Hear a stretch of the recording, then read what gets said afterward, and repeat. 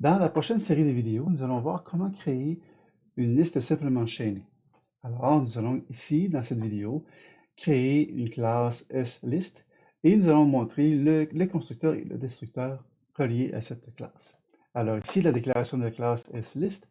Alors, nous avons nos deux constructeurs, nous avons le destructeur, nous avons une série de méthodes et nous avons deux attributs. Le premier qui est le mot, donc qui sera de type string. Alors, notre chaîne sera une chaîne composée uniquement de mots, de string. Et nous avons notre pointeur mback qui fait en sorte de pointer sur l'élément suivant. Alors, si j'ai la déclaration de variable suivante, donc j'ai l'objet sList avec la variable sList, alors comme je n'ai pas de paramètres, je vais donc faire appel au constructeur sList suivant.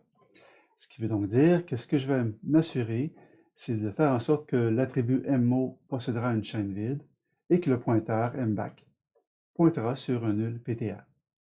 Ce qui fait qu'en mémoire, nous allons nous retrouver avec la case mémoire de la variable sList avec une chaîne vide et bien sûr le pointeur correspondra à un nul ptr.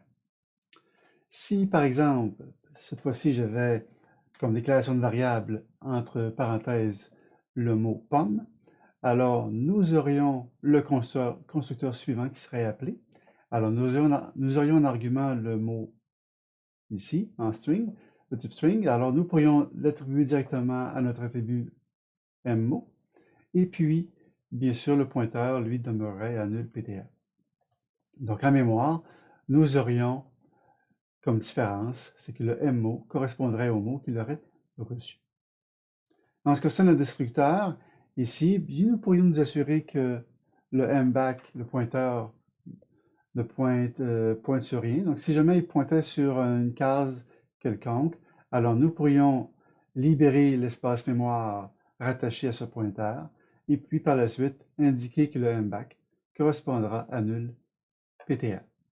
Alors, nous avons vu ici les constructeurs et destructeurs de la classe sList. Dans les prochaines vidéos, nous allons voir les différentes méthodes rattachées à cette classe.